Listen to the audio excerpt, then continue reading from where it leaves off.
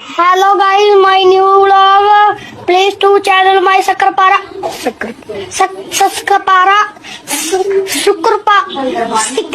Hello everyone, কি অবস্থা সবার? আই হোপ সবাই অনেক ভালো আছেন। চলে আসলাম নতুন আরো একটা ব্লগ নিয়ে। এই ব্লগটা আমার জন্য একটু স্পেশাল, কারণ বিয়ের পর আমার ফ্রেন্ডরাই ফার্স্ট আমার বাসায় এসেছে।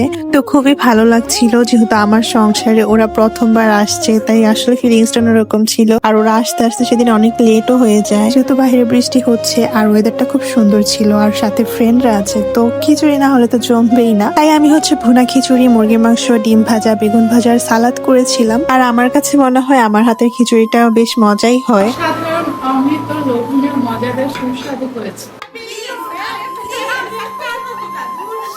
তো যাই হোক, কিভাবে হাসি মজা করে আমাদের সময়গুলো কিভাবে যেন পার হয়ে যায়। তো ওরা পরের দিনই চলে যাবে, তো ভাবলাম সময়টা ওয়েস্ট না করে সবাই কোথাও থেকে একটু ঘুরে আসি। তো বাসার আশেপাশে কোথাও ঘুরতে যাবো, তাই সবাই একসাথে রেডি হচ্ছিলাম। আর এই সময় একদম স্কুল লাইফের কথা মনে পড়ে গিয়েছিল। একদম স্কুল ছুটির পরে আমরা ওয়াশরুমে গিয়ে সবাই ভাবে রেডি হতাম।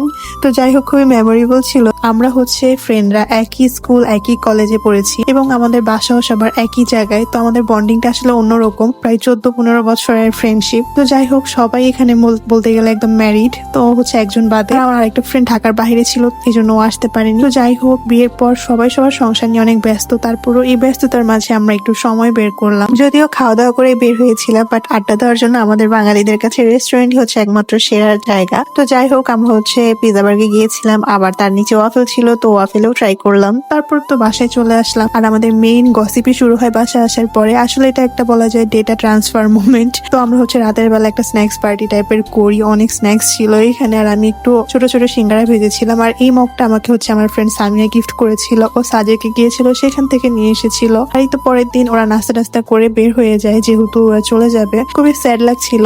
আমরা কিন্তু সবাই মিলে সারা রাত বসে গল্প করেছিলাম, কিন্তু তারপরও মনে হচ্ছিল যদি আরেকটু থাকতো আরো ভালো লাগতো। আসলে ফ্রেন্ডদের সাথে না সময় কিভাবে চলে যায় সেটা টেরই পাওয়া যায় না। আর পরদিন থেকে একদম ঈদের শপিং শুরু হয়ে যায়, যেহেতু কোরবানি ঈদ, তো টুকটাক শপিং তো করতেই হবে। আর এবার একদম কমফোর্টেবল কিছু ড্রেস খুঁজছিলাম, তো সেগুলাই দেখছিলাম। আর একটু আড়ং এ গিয়েছিলাম। আড়ং-এর ব্যাগ আমার বরাবর খুবই ভালো লাগে, যে কোনো শাড়ি বা ট্রেডিশনাল ড্রেসের সাথে এই ব্যাগ গুলো কিন্তু খুবই ভালো লাগে। তো আমি এখান থেকে কয়েকটা ব্যাগ দেখছিলাম। আর এবারে এই ইয়াররিংস গুলো এসেছে, খুবই সুন্দর কাশ্মীরি ইয়াররিংস। আর ভাইরাল কিছু আসবে, তা আমি নিব না, তা তো হতেই পারে না। তো আমি একটা ইয়াররিংসও নিয়েছিলাম এখান থেকে। তো যাই হোক, এই ছিল আমার আজকের ব্লগ। ইনশাল্লাহ নেক্সট ব্লগে আবার দেখা হবে। আল্লাহ হাফিজ।